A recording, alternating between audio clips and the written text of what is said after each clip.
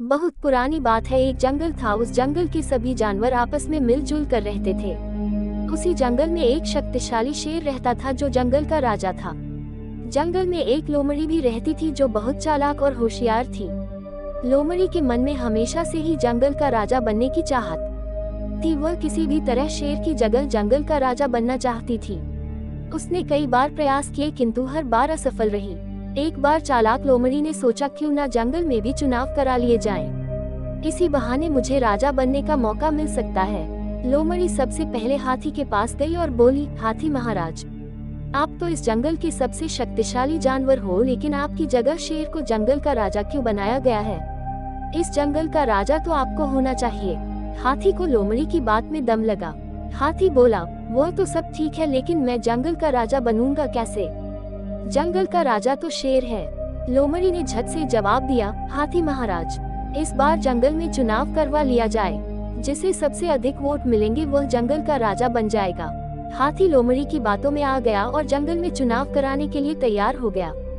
हाथी के बाद लोमड़ी जिराफ के पास गई और बोली, जिराफ भाई, इस जंगल में आप सबसे लंबे जानवर हो, तो फिर शेर जंगल का राजा क्यों है? जिराफ भी लोमड़ी की बातों में आ गया और जिराफ के दिल में भी जंगल का राजा बनने की तमन्ना जाग गई। इसके बाद लोमड़ी चीता के पास गई और बोली, चीता भाई, तुम तो इस जंगल के सबसे तेज दौड़ने वाले जानवर हो, तो फिर शेर जंगल का राजा क्यों है? इस जंगल का राजा तो तुम्हें ही होना चाहिए। अब चीता के दिल में भी जंगल का राजा बनने की इच्छा प्रबल हो गई। चीता से मिलने के बाद लोमड़ी जंगली भैंसों के पास गई और बोली, आप लोग इतने बलशाली हो कि शेर को बिल्ली की तरह उछाल कर फेंक देते हो, किंतु इस जंगल का राजा शेर क्यों है? आप लोग तो झुंड में रहते हैं और आपका सामना शेर तो क्या जंगल का कोई भी जानवर नहीं कर सकता है। इस जंगल का राजा तो आप लोगों को होना चाहिए। जंगली भैंसा भी लोमड़ी की बातों में आ गया और जंगल का राजा बनने के लिए तैयार हो गया। इसके बाद लोमड़ी हिरण के पास गई और बोली, हिरण भाई, इस जंगल में सबसे ज्यादा तादाद तो तुम्हारी है। अगर जंगल में चुनाव हो जाए तो हिरणों में से ही कोई ना कोई जंगल का राजा अवश्य बनेगा। हिरणों का मुखिया बोला, नहीं बहन, हम में से किसी को भी राजा बनने का शौक नहीं है। हम चुनाव नहीं लड़ेंगे। अगर हम चुनाव ला दे और शेर को पता चल गया तो वह हमें नहीं छोड़ेगा। अगर लोमड़ी तुम्हें चुनाव लड़ना है तो तुम लड़ सकती हो। लोमड़ी की तो मानो मन की बात हो गई, वह तो यही चाहती थी। लोमड़ी बोली, अगर आप लोग मुझे वोट दोगे तो मैं भी चुनाव लड़ सकती हूँ। हिरण ने लोमड़ी को वोट देने के लिए हामी भर दी। अब लोमड़ी तो बहुत खुश थी। लोमड़ी बंदरों के पास जाती है और कहती है, मित्र बंदर, इस जंगल में आप तो बहुत बड़ी तादाद में हो। तुम तो पेड़ पर भी रह सकते हो और जमीन पर, जंगल पर भी, और मानव बस्ती में, अर्थात आप सर्वगुण संपन्न हो। जंगल का राजा तो ऐसे व्यक्ति को ही होना चाहिए जो सर्वगुण संपन्न हो। बंदर बोले, हम में से किसी को भी राजा बनने का कोई शौक नहीं है। अगर तुम्हें चुनाव लड़ना है तो हम तुम्हें ही वोट देंगे। बंदरों की बात सुनकर लोमड़ी बहुत खुश हुई और उसने जंगल के सभी जानवरों के साथ मिलकर चुनाव लड़कर नया राजा नियुक्त करने के लिए सभी को तैयार कर ली।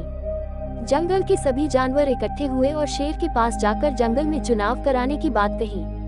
शुरू में तो शेर नाराज हुआ, किंतु जंगल के सभी जानवरों के चुनाव कराने की बात पर तैयार हो गया। उसी समय शिकारियों द्वारा जंगल के जानवरों को घेर लिया जाता है। सारे जानवर शेर से कहते हैं, महाराज हमें बचाइए। शेर बोला, अब मैं इस जंगल का राजा नहीं हूँ। आप में से जो भी जंगल का राजा बनना चाहता है वह शिकारियों का सामना करे और उनसे जंगल के जानवरों की रक्षा करे। उद्धरण चिन्ह, शिकारियों से लड़ने के लिए जंगल का कोई भी जानवर तैयार नहीं होता। तब शेर कहता है, जिराफ, हाथी, गैंडा, चीता और लोमड़ी, तुम लोग जंगल का राजा बनना चाहते हो तो तुम्हें ही इनका सामना करना पड़ेगा।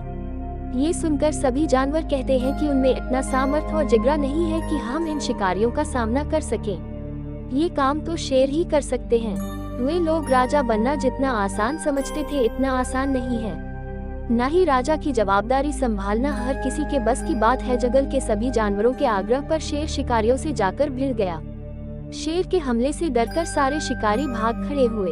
अब जंगल के सारे जानवरों को समझ में आया कि शेर को जंगल का राजा कहा जाता है। जंगल के सारे जानवरों को अपनी गलती का एहसास हुआ और शेर के आग्रह पर जंगल में चुनाव तो हुए, किंतु जंगल के सारे वोट शेर को ही मिले। इस प्रकार शेर निर्विवाद जंगल का राजा बन गया। शिक्षा, जंगल का राजा कौन कहानी से हमें शिक्षा मिलती है कि अयोग्य व्यक्ति कितने ही प्रयास कर ले किंतु योग्य की बराबरी नहीं कर सकता।